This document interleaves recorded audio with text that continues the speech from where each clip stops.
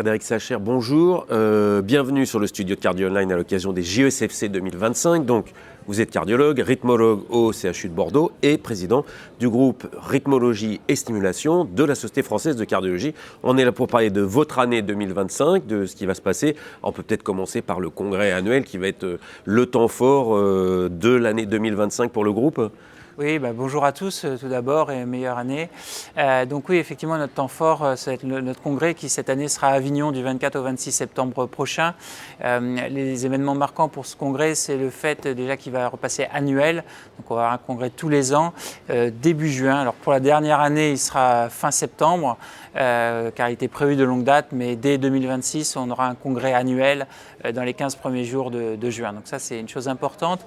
Et compte tenu du succès des congrès des années précédentes, on souhaite l'ouvrir encore plus à la francophonie. Et donc cette année, pour la première fois, on aura un comité scientifique élargi aux pays francophones du Maghreb, Maroc, Algérie, Tunisie, mais également Suisse, Belgique, Canada.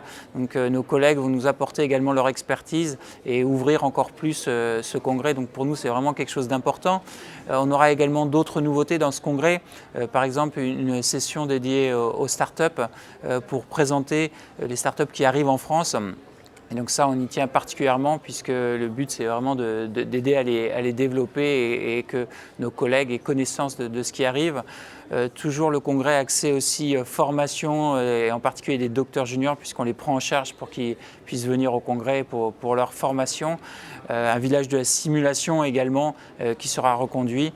Donc voilà les nouveautés avec ce congrès. Donc un programme prometteur, on parlait jeunes, le groupe est impliqué et soutient justement sa jeune communauté avec une bourse de mobilité. Est-ce que cette année c'est renouvelé? Comment ça va se passer? Tout à fait, oui. Donc l'appel à candidature va bientôt sortir, donc n'hésitez pas à aller regarder le site internet www.rythmologie.fr. Donc il y aura l'appel à candidature de la bourse qui sera remis justement pendant ces journées du groupe en septembre prochain à Avignon. Donc une bourse de 40 000 € pour un jeune rythmologue qui souhaite faire une mobilité, donc ça c'est important. Et également la nouveauté, c'est qu'il y aura un examen EHRA de certification rythmologique en français cette année. Et donc il faut que nos jeunes collègues s'y inscrivent et on les aidera en termes de formation et d'accès aux cours pour cela. Alors dans les sujets d'actualité, hors de la rythmologie, il y a le développement durable, mais la rythmologie est impliquée. On sait qu'il va y avoir la réutilisation possible des cathéters d'ablation.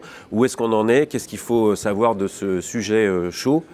Le groupe est vraiment impliqué sur le développement durable en rythmologie. On a publié un position paper en début d'année dans les archives. Et là, le sujet chaud pour nous, c'est le décret qui devait sortir avant novembre 2024, donc, mais qui n'est toujours pas sorti, concernant la réutilisation des cathéters d'ablation. Il devrait sortir au premier trimestre pour une expérimentation dans 4 centres en France pour pouvoir réutiliser des cathéters d'ablation. Et donc, on l'attend avec impatience pour pouvoir essayer et expérimenter cette possibilité et donc nous aider également dans la prise en charge de nos patients. Et alors on va finir peut-être, puisque l'intelligence artificielle est au cœur de tout ce congrès, par l'intelligence artificielle en rythmologie, qui est un sujet des plus bouillants. Qu'est-ce que le groupe rythmologie, sur quoi le groupe rythmologie réfléchit particulièrement sur ce sujet? Effectivement, un sujet particulièrement d'actualité et très important, et en particulier concernant les ECG numériques, puisque ça se développe. Le problème, c'est que chaque constructeur finalement a son format, et un peu comme en radiologie avec les images de radiologie où il y a un format unique, le DICOM, on essaye de faire prendre conscience au pouvoir public qu'il faut avoir aussi un format unique pour les ECG, pour les voir, pour que s'ils sont réalisés dans un centre ou dans un autre, chez un cardiologue ou un autre, ils puissent être lus, mais également en termes de recherche et avec l'utilisation de l'IA, il est indispensable d'avoir un format unique, et plus tard même dans la prévention, c'est-à-dire que si on a des algorithmes d'IA qui marchent, on pourrait éventuellement prévenir, faire lire ces ECG numériques pour anticiper un AVC ou autre chose. Donc il est vraiment absolument critique que nos autorités de tutelle comprennent qu'il y a besoin d'un format unique pour ces ECG numériques.